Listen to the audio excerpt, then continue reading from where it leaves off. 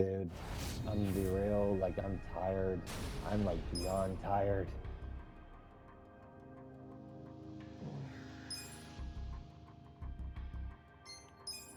It is... Holy fuck. I'm barely conscious.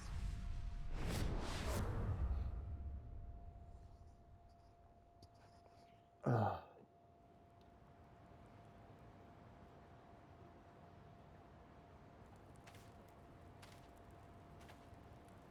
Yo, Sachan. How's Namba?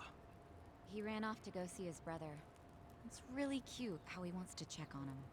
Yeah, I couldn't be happier for the guy. Same with me. I didn't think you'd make it. It's nice to hear some good news for once. Yeah. Even if it means Nanba will probably be saying goodbye soon. Makes sense. He only came here to look for his bro. Not like he's got much reason to hang with us anymore. Yeah, I realize that. In the meantime, we need to get this guy talking.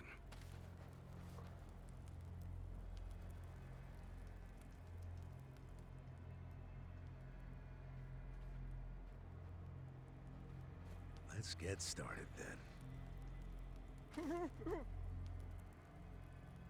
Ungag him.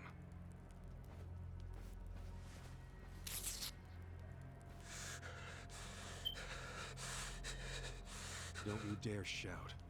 Try anything funny, you'll catch hell. Try to run, you get hit.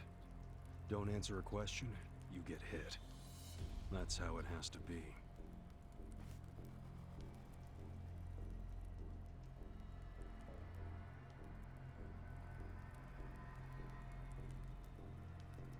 Now, how did you fall in with the Omi Alliance? I notice when you tell them to jump, they ask how high. Why is that?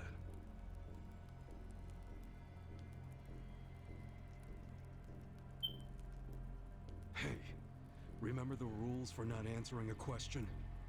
Let's not resort to beating him just yet. Huh? But if we go easy on him, he's just gonna...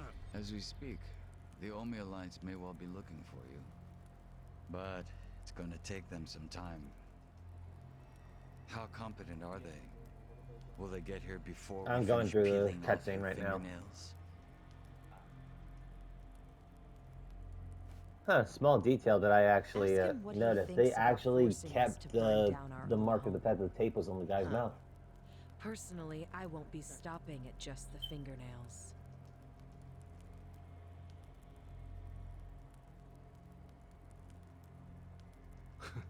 You get it? We're serious. Now tell us how you're connected to the Omi Alliance. Why are you the one holding their leash? I'm not the one holding the leash. I didn't really think you were. Who is then? You know. Ryo Aoki. Yes. You all know him? Who doesn't know the governor? The real question is, what's his real name? Oh, don't play dumb. We've done our homework. What?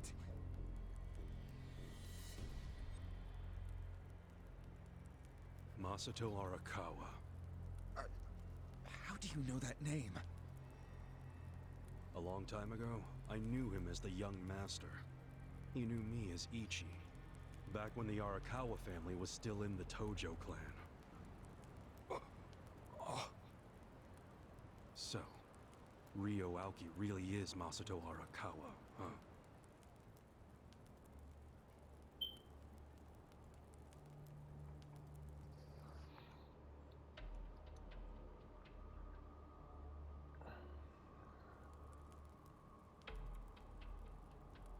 I met him almost 20 years ago, when we were studying abroad in America. He was majoring in political economics, and sharp as a tack. Was he going by Ryo Aoki when you met? Yes. I didn't learn his other name until later. Was he in a wheelchair? No, but I heard he used to be, which actually I don't understand. Was he, really? Yeah. Then he must have gotten treatment in the US. You can get anything there if you have enough money, even unapproved medical procedures. So he had money? He certainly lived a lavish lifestyle. I could tell he was wealthy right away. Figured it couldn't hurt to get to know the guy better. Kiss ass. I didn't know what I was getting myself into. I mean, sure, I knew he was rich, but I didn't know he was that rich. And it was shocking to learn about all his connections to the criminal underworld. I was just amazed at all the opportunities he'd grown up with. And yet, What? he wasn't satisfied with any of it. Not even a little bit. He wanted something completely different. What was that? Front-facing power. Front-facing power? That was his term for it. He used to say not everyone can be controlled by Yakuza threats or bribes. People like that can only be controlled with front-facing power. Power you could see. Basically, popularity. Popularity? What, you think that's something only a teenager would want? Well, sure. Then you don't understand democracy. Under that system, it's the only path to power. As long as you're well-liked by the majority, you can get away with anything. I hate politics. His money and criminal connections he called his rear-facing power. He said without the front-facing part, his power wasn't complete. So he decided. To become governor of Tokyo. Yes. He said the governor had the most front-facing power of anyone in the country. Does he? Isn't the Prime Minister above him? The Prime Minister is just a figurehead, chosen internally by the Citizens' Liberal Party. So essentially, you only become Prime Minister by having a few friends on the inside. But to be governor of Tokyo, that takes real popularity. 10 million people have to like you. Every vote you get represents a tiny bit of the power you have. But what about the power of money? The Prime Minister controls the national budget. But Tokyo's budget alone is 14 trillion yen. That's more than some countries. So the governor has both an incredible amount of money and the support of the public. Who can compete with that? Ryo Aoki knew all of this. He wanted that governor's seat long before I met him. But I was happy to become a partner in his grand plan. Step 1 was founding Bleach Japan. You think you're his partner, huh? You sure you're not his servant? Take it from me. The young master can really crack a whip.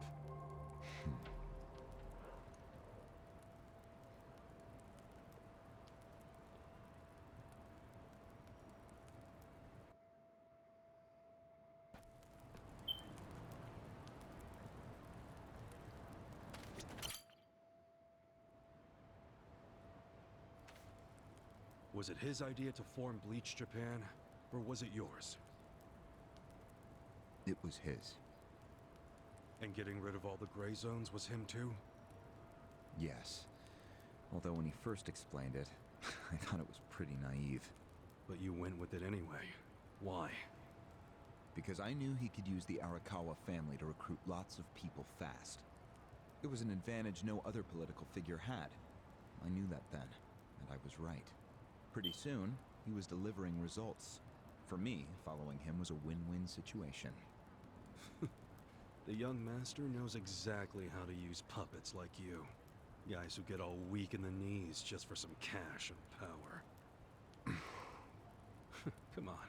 Can't expect me not to make fun of a suck-up like you. So what happened next? Early on, people thought of Bleach Japan as a small advocacy group of nice young idealists. Our only goals were to eradicate corruption and make society fair and equal. We marched around the city shouting those demands over and over. Really? Sounds like a waste of time and money. I thought so too at first, but Aoki knew exactly what he was doing. He had his ear to the ground. He knew what society wanted. What do you mean? Eliminating corruption, creating a fair society, words like that have a lot of appeal. People thought it was naive, sure, but deep down it was exactly what they wanted. So people would praise us for our morality, if not our practicality. Crazy, huh? A bunch of youths who'd never worked hard, shouting for the world to do as they said. But all the attention made them feel accomplished. I thought people only did that shit because it's trendy. Exactly my point. We made it trendy, and that attracted people who wanted to seem hip. Those types are everywhere. You can hardly walk down the street without bumping into them. They came to us in droves. The organization grew bigger and bigger. We even paid a bunch of women to join so we'd be gender balanced, and that attracted more people. It was funny to see those girls bring in guys who claimed to be so passionate about the cause. Hell, that's how we got Kume, now that I think about it.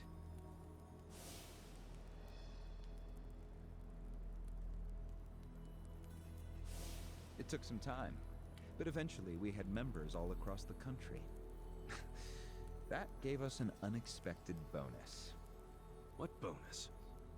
Turns out, when you attack gray zones, the corrupt local politicians start coming out of the woodwork. They just can't resist. They're too addicted to money and influence. So a bunch of corruption was going on. It was so easy to grease their palms, or even blackmail them. I mean, so often we would just stumble across info that would completely ruin them if it went public. You call that a bonus? It's a bonus when you can make politicians do whatever you want. Makes you even worse than the politicians. How many members does Bleach Japan have now? If you count all permanent employees at every branch, we're 500 strong. Wow, 500 tight asses. But then there's the 100,000 people who join us for marches. 100,000? Yep. And here you have their leader tied up and pissed off. I'll keep that in mind. May I ask you a question now, Kasuga-san? Shoot. Why are you here? Aren't you ex-Arakawa? You know, if you want back in the family, I could put a word in with the governor. Think about it. How do you benefit from helping the Ijin 3 anyway? Why not leave all this trouble behind you? Yeah, trouble's a good word for it. Right? So, why not let me go now? It'd make both our lives easier. Look, I don't want back in the family. But I'm no ally of the Ijin 3 either. No? I just want to get the guy who killed my boss. In fact, when all this started, I didn't know a damn thing about Mabuchi or your plan. Get the picture now, kiss ass? We're not doing this for ourselves. We're doing it because someone picked a fight. And we're just making sure justice is served. Unfortunately for you, you're the guy who picked the fight. Hey, you're the one who asked the dumb question. Think before you open your mouth next time.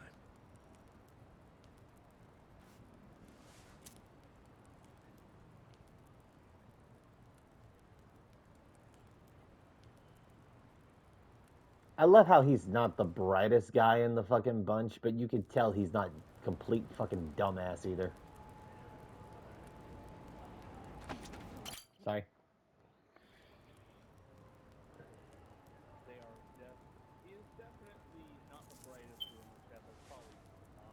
Ready to move on, Ogasawara-san?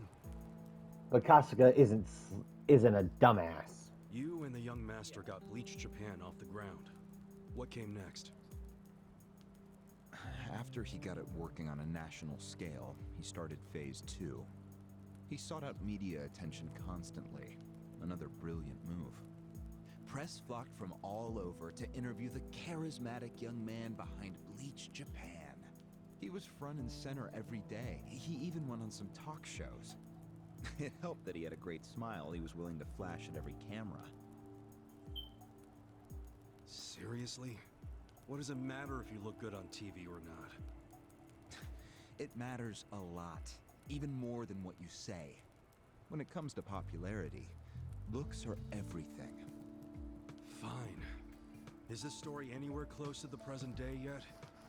Yes, actually. In 2010, Aoki ran for the House of Councilors. When he announced his campaign, he said he was leaving Bleach Japan, but that was only true on paper. Sure, we all know he still controlled it through you, his loyal dog.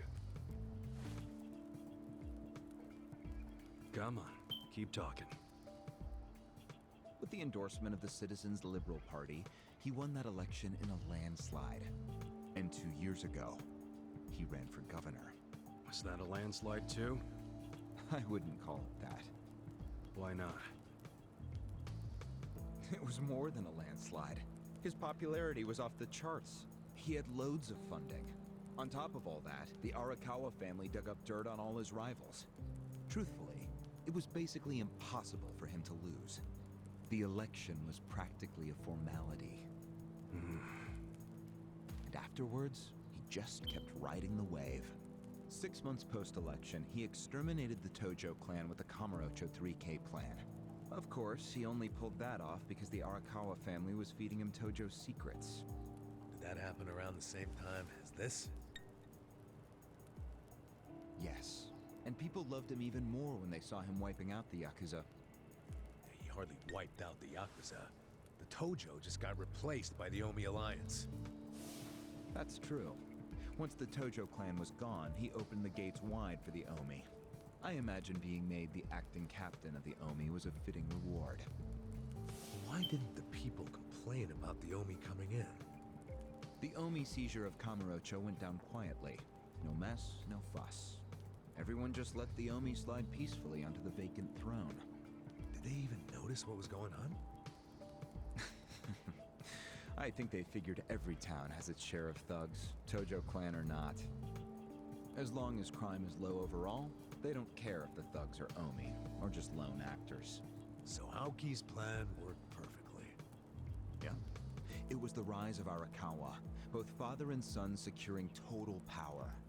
The son is governor of Tokyo, and his daddy's the acting captain of Japan's largest gang. Pretty sweet deal, huh? Wait, hold the phone. What? Maybe society didn't care about the Omi invasion, but I bet the police Jeez. did. You really trying to convince me the TPD stayed quiet during this whole thing? They did stay quiet, and trust me, they had their reasons. Like what? Well, in the absence of the Tojo clan, the power of Japan attracted all sorts of non-Yakuza gangs. They were two-bit thugs going on little crime sprees, trying to get while the getting was good. They had The color no gangs in connection to Japan. each other, no patterns, so the police didn't know what to do. The color gangs Soon, of the Japan. crime clearance rate in Kamurocho was taking a nosedive. But they knew if the Omi Alliance came in and took control, it would reduce the petty crimes. Plus, the governor would be able to liaise between the police and the Omi. It was a win-win. Ironic, isn't it? The cops wiped out the Yakuza only to find they needed more Yakuza. They weren't finished cavorting with criminals after all that. The commissioner's still taking Arakawa bribes. Huh? So according to you, the middleman between the cops and the Arakawa family is Aoki. So there's another three-way stalemate in Kamurocho. Only instead of the Ijin 3, this one has the cops, the governor, and the Yakuza. What the hell kind of point are you trying to make? The Omi didn't just stroll into Kamurocho. They had to have paid off the police commissioner. You don't know that for sure. Don't play dumb. If the police did nothing while the Omi replaced the Tojo clan, it's because someone at the top ordered them to. And Horonouchi ain't the type of guy to give that order for no reason. There was something in it for him. What proof do you have? I'm asking you for the proof. You gotta have something. Well, No, I don't. And I wouldn't know about it even if it does exist. After all, I'm just the governor's loyal dog, aren't I? a son of a bitch is what you are. Dachi-san, calm down.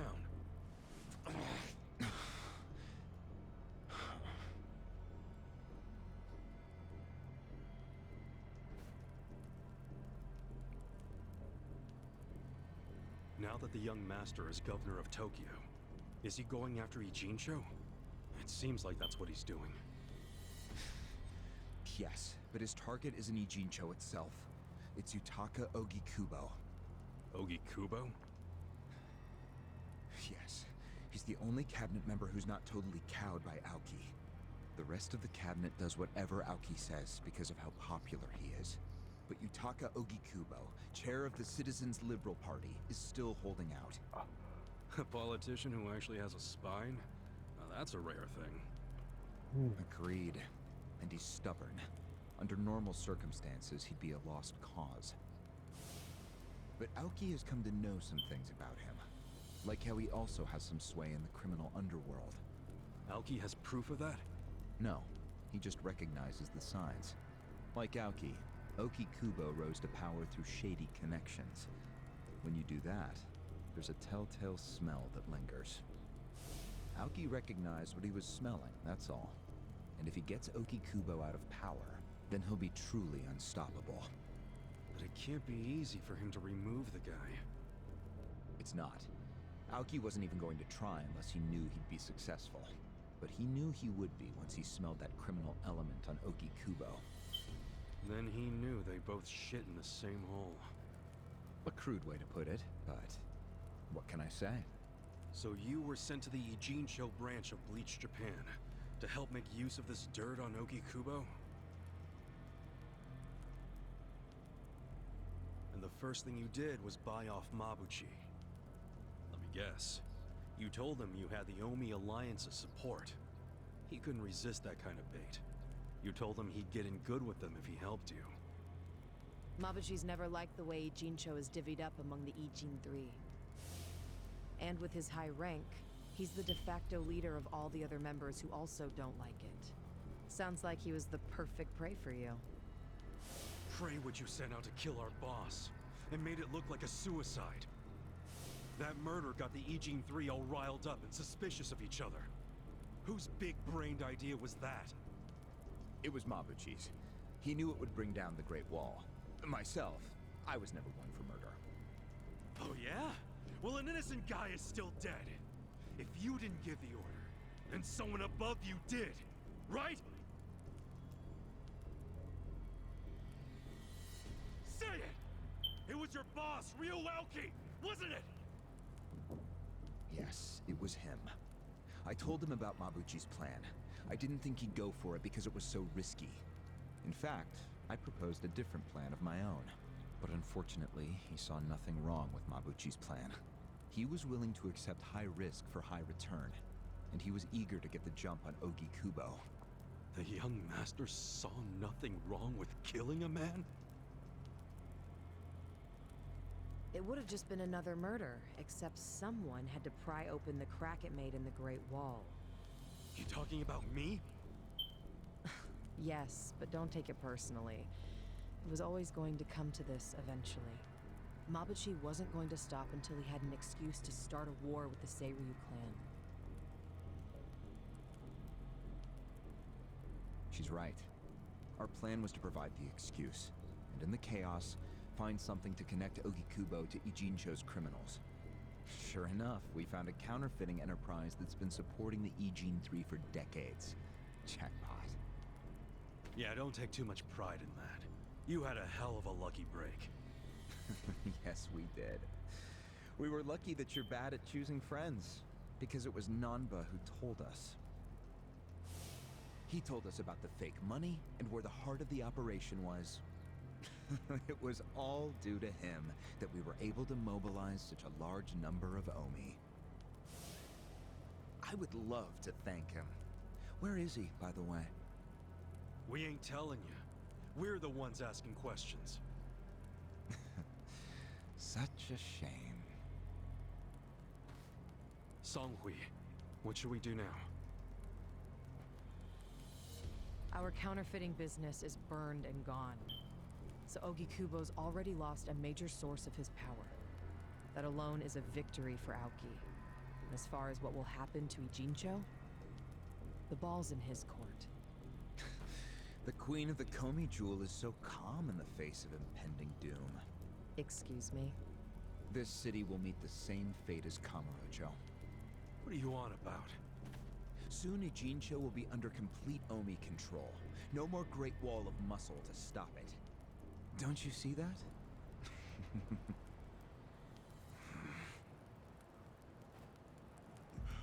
Hey! Hey! It's the Yakuza! They're coming here! Shit! How'd they find us? How many are there? I saw 5 of them, but it looked like they were on their phones. Probably calling for backup. You probably could have warned us a tad sooner.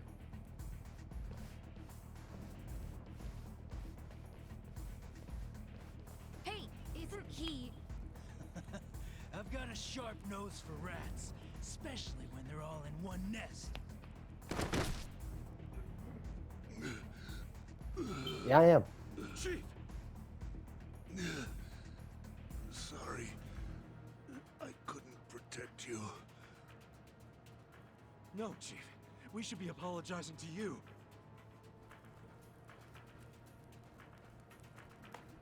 Oh, y'all are about to get the fucking hands Hurry up today. and get me out of here, you guys! We will. But you better let Captain Sawashiro know who rescued you. You got that? Fine, just hurry up! Captain Sawashiro. All right, I'm pumped. Let's exterminate all the vermin.